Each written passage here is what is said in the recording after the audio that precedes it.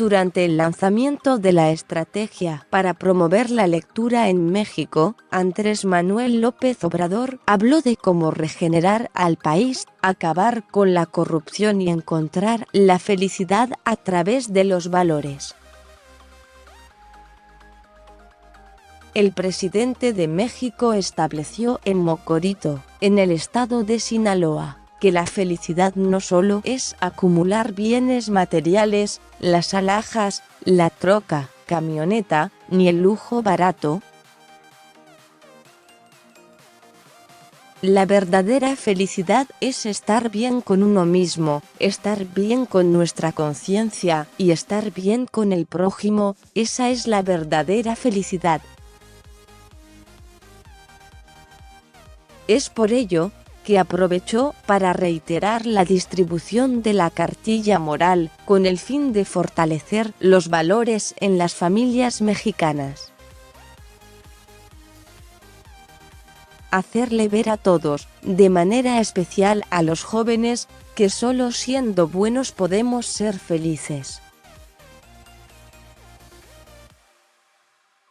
Y que se puede salir adelante, porque ahora, por decisión del pueblo, va a haber un gobierno que dará oportunidades a todos, para que nadie se vea obligado a obtener dinero con actividades ilícitas, dijo en el acto público.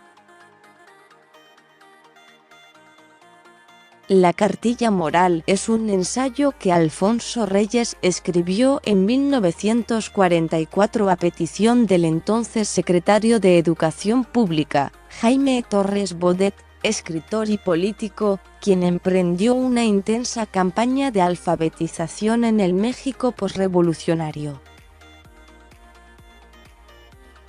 Sin embargo, el documento se publicó hasta 1952 con ayuda de la Secretaría de Educación Pública, SEP.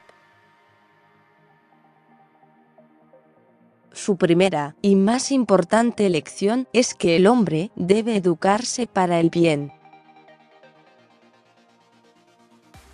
Reyes enlistó las cualidades de lo que debía de ser un individuo y un político virtuoso: la rectitud y honestidad, la justicia y la educación, el amor y la felicidad, y la convicción de crear un mejor país. En 1992, el entonces secretario de Educación, Ernesto Zedillo, solicitó imprimir 1 millón de ejemplares, pero nunca se distribuyeron.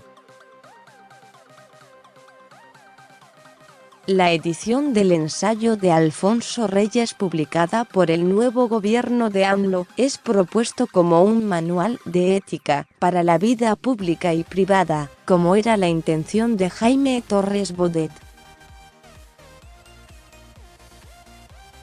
Está integrada por 28 páginas con 12 capítulos y 2 resúmenes: la moral y el bien, cuerpo y alma, civilización y cultura, los respetos morales, respeto a nuestra persona, la familia, la sociedad, la ley y el derecho, la patria, la sociedad humana y la naturaleza, el valor moral.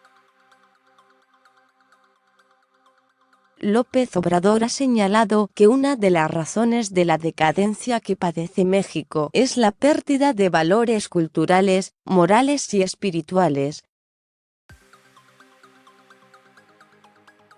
Es preferible dejar a los hijos pobreza, pero no deshonra. Tenemos que moralizar la vida pública de México. Por eso va a empezar a distribuirse esta cartilla moral, porque tenemos que fortalecer los valores culturales, morales, espirituales. No solo lograr el bienestar material, sino también el bienestar del alma, dijo a inicios de este año. El libro que López Obrador ha repartido a los asistentes de sus actos es la versión editada, a la que, además, le ha sido añadida un resumen de 6 puntos que extraen los detalles más importantes del texto. Al texto original de Don Alfonso se le han hecho algunos retoques en busca de mayor sencillez y se le han añadido referencias a nuevos temas. Ninguno de ellos se aparta de la intención y el espíritu de la cartilla moral, dice el documento. Sin embargo, los adultos mayores que han tenido contacto con la cartilla moral no la han leído. Apenas nos la dieron el domingo y la guardé en un cajón. No he tenido tiempo de leerla, le dijo Nancy Rodríguez, de 68 años, a Sonia Corona de El País. Irónicamente, el autor de la cartilla moral proviene de una familia cuyo padre tuvo estrecha relación con el porfirismo e incluso contribuyó al derrocamiento del presidente Madero. Personaje histórico que para López Obrador es un referente, pues representa la tercera transformación y está presente en la imagen institucional del gobierno federal,